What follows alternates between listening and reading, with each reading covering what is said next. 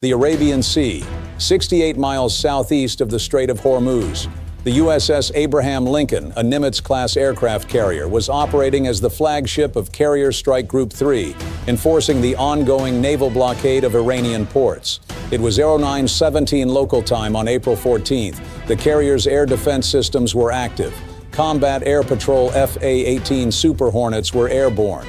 The E-2D Hawkeye was on station providing radar coverage.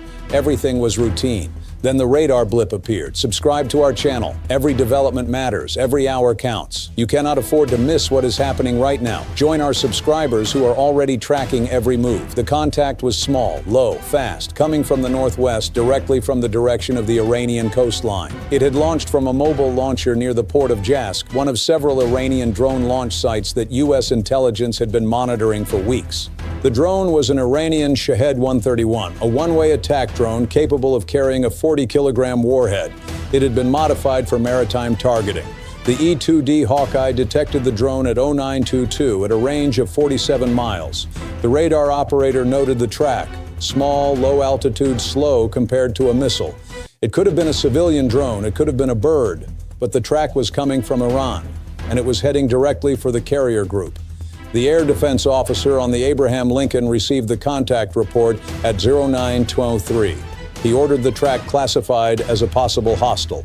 The E-2D continued tracking. The drone was at 32 miles, still heading straight for the carrier. Altitude 800 feet. Speed 115 knots. No transponder, no identification, no communication. The rules of engagement for the blockade were clear. Any unmanned aerial system approaching within 10 miles of a U.S. Navy vessel without identification and positive control was to be considered hostile and engaged. But 10 miles was the engagement threshold. The drone was still 30 miles out. The air defense officer watched the track. He had time. He did not yet have authorization to fire. The captain of the Abraham Lincoln was on the bridge when the report reached him. He ordered the Combat Air Patrol FA-18s to move closer to the carrier and directed the E-2D to maintain continuous track on the drone. He also ordered the destroyers in the strike group, the USS Gridley and the USS Mason, to prepare their electronic warfare systems. He did not yet order the drone destroyed. The Iranian drone continued its approach. At 22 miles, the E-2D confirmed the drone was not slowing, not turning, not showing any signs of being a civilian aircraft or a lost drone. It was on a constant bearing, decreasing range to the carrier. The air defense officer reported the track as hostile. The captain requested permission from 5th Fleet to engage. The request went up the chain. At 15 miles, the drone descended to 400 feet. This was a deliberate tactical move. Flying low reduces radar detection range and makes interception more difficult. The E-2D momentarily lost contact. The SPY-1 radar on the carrier's Aegis system picked up the track again at 12 miles. The drone was now inside the outer air defense zone.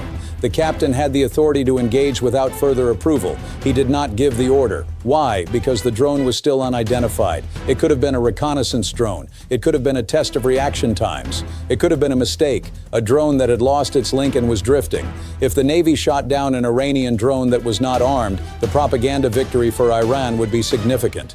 They would claim the U.S. attacked an unarmed surveillance aircraft in international airspace. The captain wanted positive identification of hostile intent before firing. The electronic warfare officers on the USS Gridley and USS Mason attempted to jam the drone's control link at 8 miles. The drone did not deviate. Its GPS was either hardened against jamming or it was on a pre-programmed inertial navigation course with no real-time control link to jam. The drone was on a terminal attack run. There was no one to jam. The course was already set. At 6 miles, the drone descended to 250 feet. The air defense officer on the carrier looked at the captain. The captain looked at the screen. The drone was now inside the inner defense zone. The CIWS Phalanx close-in weapon systems on the carrier and the escorting destroyers were in automatic tracking mode. Their radars had locked onto the drone. The system was waiting for the firing command. At 4 miles, the drone dropped to 200 feet. This was the critical moment. At 200 feet, the drone was below the effective engagement envelope of most of the carrier's missile systems. Standard missiles were designed for higher altitude targets. The ESSM could engage low-flying targets, but at 4 miles, the reaction window was closing fast. The captain made the decision. He did not order a missile launch. He ordered electronic attack. the USS Gridley activated its next-generation jammer at full power, directed specifically at the drone's navigation frequencies. The drone's onboard GPS receiver was overwhelmed. Without satellite navigation, the drone would have to rely on its inertial navigation system. Inertial navigation drifts over time. At 68 miles from launch, the INS drift could be significant. The drone's course began to waver, but the drone did not crash. It continued toward the carrier, now wobbling but still on a general heading for the Abraham Lincoln. The jammer had degraded its accuracy but not stopped it. The drone was at 2 miles. Altitude, 200 feet. Speed, 115 knots. Time to impact if unchanged. Approximately 30 seconds. The captain gave the order. The CIWS Phalanx on the carrier's aft sponson opened fire. The sound of the 20mm cannon is distinctive. A deep roaring buzz, 6,000 rounds per minute. The stream of tungsten penetrators crossed the drone's flight path at 200 feet of altitude. The first burst missed high. The radar directed the second burst lower. The third burst found the drone. The drone was hit in the fuselage, just behind the wing. It did not explode. The warhead did not detonate. The drone broke into 2 pieces and tumbled into the Arabian Sea, 200 feet from the carrier's starboard side. The entire engagement from the first CIWS shot to the drone hitting the water lasted 4 seconds. The drone splashed down at 09:44 local time. The carrier had not been hit. No one was injured. The Iranian drone was recovered by a U.S. Navy patrol boat within the hour. The wreckage was brought aboard the Abraham Lincoln for analysis. The warhead was intact. It was a 40-kilogram high-explosive fragmentation warhead, the same type used in Iranian anti-ship missiles. The drone was armed. It was not a reconnaissance flight. It was not a test. It was an attack, and it had come within 200 feet of striking the flagship of the United States Navy. The National Security Council convened at 1100 Washington time, less than 2 hours after the interception. The president was briefed. The chairman of the Joint Chiefs presented the wreckage analysis. The drone had been deliberately targeted on the carrier. Its flight path was programmed to hit the island, the command and control center of the ship. A hit there would have killed hundreds and crippled the carrier. The question before the NSC was not whether Iran had intended to strike the carrier. The evidence was clear. The question was how to respond.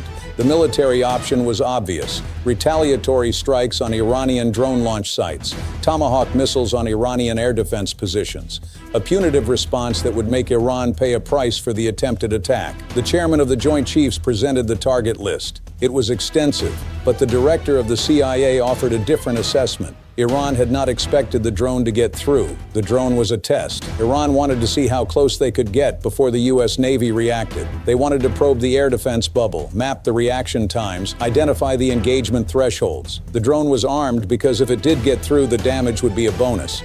But the primary mission was intelligence collection. The president considered the options. A military response would escalate the blockade into open conflict. Iran would respond in kind. The Strait of Hormuz would become a shooting war. Oil prices would spike.